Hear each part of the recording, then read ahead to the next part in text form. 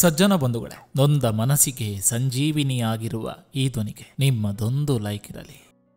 ಹದಿಹರಿಯದ ಹುಡುಗನೊಬ್ಬ ಆಸ್ಪತ್ರೆಗೆ ದಾಖಲಾಗಿದ್ದ. ಕಾಯಿಲೆ ವಿಷಮ ಹಂತಕ್ಕೆ ತಲುಪಿದರಿಂದಾಗಿ ಬದುಕುವ ಸಾಧ್ಯತೆ ಕಡಿಮೆ ಎನ್ನಲಾಗಿತ್ತು. ವೈದ್ಯರು ಈ ನಿಟ್ಟಿನಲ್ಲಿ ಅಸಹಾಯಕರಾಗಿದ್ದರು. ಮನೆಯವರು ದೇವರ ಮೇಲೆ ಭಾರ ಹಾಕಿ ಆತನಿಗಾಗಿ ಪ್ರಾರ್ಥಿಸುತ್ತಿದ್ದರು. ಈ ಎಲ್ಲ ಕಾರಣಗಳಿಂದಾಗಿ ಆ ಯುವಕ ದೈಹಿಕವಾಗಿ ಮಾನಸಿಕವಾಗಿ ಕೊಂದಿದ್ದ. ಬದುಕಿನ ಭರವಸೆಯನ್ನೇ ಕಳೆದುಕೊಂಡಿದ್ದ ಕಾರಣದಿಂದಾಗಿ ಆತನಿಗೆ ನೀಡುತ್ತಿದ್ದ ಮಾತ್ರೆ ಔಷಧಗಳು ಪರಿಣಾಮ ಬೀರುತ್ತಿರಲಿಲ್ಲ. ಒಂದು ದಿನ ಅದೇ ಕನವರಿಕೆಯಲ್ಲಿ ನಿದ್ರೆಗೆ ಜಾರಿದಾಗ ಕನಸಲ್ಲಿ ದೇವರು ಕಾಣಿಸಿಕೊಂಡ. ಭಗವಂತ, ನನಗೇಕೆ ಈ ದುಸ್ಥಿತಿ ಎಂದು ಹುಡುಗ ಪ್ರಶ್ನಿಸಿದ್ದಕ್ಕೆ ದೇವರು ಸುಮ್ಮನೆ ನಕ್ಕ. ನನಗುತ್ತರ ಬೇಕು ಎಂದು ಆ ಯುವಕ ಆಗ್ರಹಪಡಿಸಿದ್ರು. ದೇವರ ನಗು ಮುಂದುವರಿತು. ನನಗಿನ್ನೂ ಬದುಕಬೇಕನ್ನಿಸ್ತಿದೆ. ನನ್ನಲ್ಲಿ ನಿನಗೆ ಕರುಣೆ ಇಲ್ಲವೇ?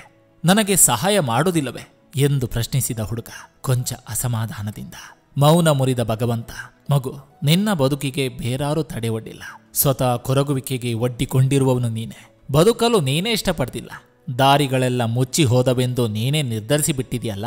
ನೀನು ಹಾಗೆ ಮಾಡಬೇಕೆಂದು ನಾನು ಎಂದಾದರೂ ಹೇಳಿದ್ದೇನಾ? ಶ್ರದ್ಧಾಪೂರ್ವಕವಾಗಿ ಕುಂದಿಲ್ಲದ ಬದ್ಧತೆಯೊಂದಿಗೆ ನೀನು ಪ್ರಯತ್ನಪಟ್ಟರೆ ಮಾತ್ರವಷ್ಟೇ ನಾನು ನೆರವಾಗಬಲ್ಲೆ ಎಂದ. ಯುವಕನ ದೇಹದಲ್ಲಿ ಮಿಂಚಿನ ಸಂಚಾರವಾದಂತಾಯಿತು. ಬದುಕಲೇಬೇಕೆಂಬ ಉತ್ಕಟ ಇಚ್ಛೆ ಅವನಲ್ಲಿ ನವ ಚೈತನ್ಯವನ್ನು ಸುರಿಸಿತು. ನೋಡುತ್ತಿದ್ದಂತೆ ಜಾದು ಜರುಗಿತು. ಆತ ನಿಧಾನವಾಗಿ ಚೇತರಿಸಿಕೊಳ್ಳಲು ಆರಂಭಿಸಿದ. ಮೊಗದಲ್ಲಿ ಜೀವಕಳೆ ಚಿಮ್ಮಿತು. ನಾನು ಬಾಳ್ತೇನೆ, ಬಾಳಿ ತೋರಿಸ್ತೇನೆ ಎಂಬ ಮಂತ್ರ ಅವನ ಅನುಕ್ಷಣದ ಉಸಿರಾಯಿತು. ಪರಿಣಾಮ ಸಂಪೂರ್ಣ ಗುಣಮುಖನಾದ. ಆಯ್ದುಕೊಂಡ ಕಾರ್ಯಕ್ಷೇತ್ರದಲ್ಲೂ ಯಶಸ್ವಿಯಾದ. ಇದರ ಅರ್ಥ, ಎಷ್ಟೇ ಕಷ್ಟಕರ ಪರಿಸ್ಥಿತಿ ಇರಲಿ, ಆತ್ಮಸ್ಥೈರ್ಯಕ್ಕೆ ಸಂಚಕಾರ ತಂದುಕೊಳ್ಳದಿದ್ರೆ ಏನನ್ ಬೇಕಿದ್ರೂ ಸಾಧಿಸಬಹುದು ಎಂಬುದಕ್ಕೆ ಈ ರೂಪಕ ಸಾಕ್ಷಿ. ಕೊರಗು ಮತ್ತು ನಕಾರಾತ್ಮಕ ಯೋಚನೆಯೇ ತಲೆ ತುಂಬಿಕೊಂಡಿದ್ರೆ ಸಮರ್ಥ ಮಾತ್ರೆ ಔಷಧಗಳು ಕೆಲಸ ಮಾಡುವುದಿಲ್ಲ. ಸಕಾರಾತ್ಮಕ ಚಿಂತನೆಗೆ ಒಡ್ಡಿಕೊಂಡ್ರೆ ಎಂತಹ ಸವಾಲು ಸಂಕಷ್ಟದ ತೀವ್ರತೆಯು ತಗ್ಗಿ ಸಾಧನೆ ಹಾದಿ ಸುಗಮಗೊಳ್ತದೆ. ಅದನ್ನು ಬಿಟ್ಟು ಯುದ್ಧಕ್ಕೆ ಮೊದಲೇ ಸೋಲೊಪ್ಪಿಕೊಂಡ್ರೆ ಜಯ ಸಿಗೋದಾದ್ರೂ ಹೇಗೆ? ಕ್ರೀಡೆಯಲ್ಲಿಯೂ ಎರಡು ತಂಡಗಳು ಗೆಲ್ಲಲೇಬೇಕೆಂದು ಆಡ್ತಾರೆ. ಉತ್ತಮ ಆಟಕ್ಕೆ ಅದುವೇ ಉತ್ತೇಜನ ನೀಡ್ತದೆ. ಗೆಲ್ಲುವ ಭರವಸೆಯೊಂದಿಗೆ ಜೀವನ ಪಥದಲ್ಲಿ ಹೆಜ್ಜೆ ಹಾಕಬೇಕಿರುವುದು ನಮ್ಮೆಲ್ಲರ ಹೆಗಲ ಮೇಲಿನ ಹೊಣೆ. ಅದೇ ಬದುಕಿನ ಸತ್ಯವೂ ಹೌದು ಎಂಬುದನ್ನು ಮರೆಯದಿರೋಣ. ಈ ಕಥೆಯನ್ನು ಮಾಡಲಿಕ್ಕೆ ಮುಖ್ಯ ಉದ್ದೇಶ ಇಷ್ಟೇ. ನನ್ನ ಸಬ್ಸ್ಕ್ರೈಬರ್ ಒಬ್ಬರು ಮೊನ್ನೆಷ್ಟೇ ಒಂದು ಕಮೆಂಟ್ ಮಾಡಿದ್ರು, ನನಗೆ 10 ಕಾಯಿಲೆಗಳಿದೆ, ನಾನು ಬದುಕೋದು ಹೇಗೆ ಸರ್ ಅಂತ. ಒಂದು ಮಾತು ನೇರವಾಗಿ ಹೇಳ್ತೀನಿ, ಕಾಯಿಲೆ ಇದ್ದು ಕೂಡಲೇ ಸಾವು ಬರಲ್ಲ ಆಯ್ತಾ? ಸಾವಿಗೆ ಯಾವುದೇ ಕಾಯಿಲೆ ಬೇಕಿಲ್ಲ.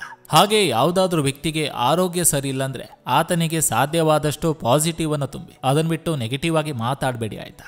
ನೆಗೆಟಿವ್ ಆಗಿ ಮಾತಾಡೋದಾದ್ರೆ ಆ ಸ್ಥಳಕ್ಕೆ ನೀವು ಹೋಗಬೇಡಿ ಅಷ್ಟೇ. ಯಾಕಂದ್ರೆ ವಿಷಕ್ಕಿಂತ ಅಪಾಯಕಾರಿ ಈ ಮಾನವನ ನಾಲಿಗೆ. ಮಾತಾಡಿದ್ರೆ ಹೋಯ್ತು, ಮುತ್ತುವಡಿದ್ರೆ ಹೋಯ್ತು. ಮಾತಾಡುವ ಮುಂಚೆ 100 ಸಲ ಯೋಚಿಸಿ.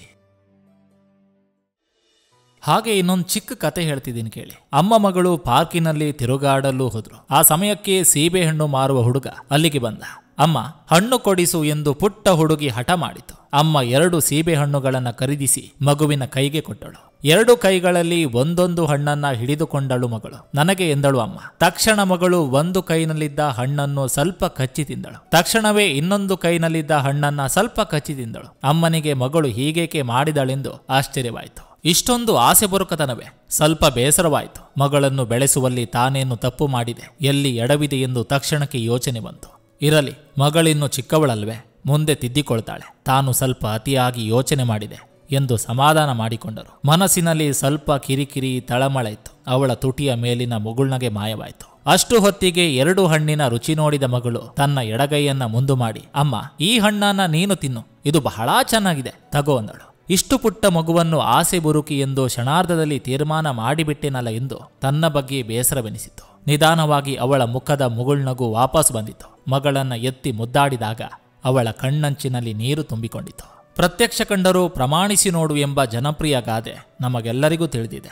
ಆದರೂ ಬೇರೆಯವರ ಬಗ್ಗೆ ತೀರ್ಪು ನೀಡಲು ನಾವು ತುದಿಗಾಲಿನಲ್ಲಿ ನಿಂತಿರ್ತೇವೆ. ಅವರು ನಮಗೆ ಎಷ್ಟೇ ಆಪ್ತರಿರ್ಬೋದು, ಅವರ ಸ್ವಭಾವ ನಮಗೆ ಚಿರಪರಿಚಿತವಿರ್ಬೋದು. ಆದರೂ ಯೋಚಿಸದೆ ಇದು ಹೀಗೆ ಎಂದು ತೀರ್ಮಾನ ಕೊಡಲು ಮುಂದಾಗಿ ಬಿಡ್ತೇವೆ.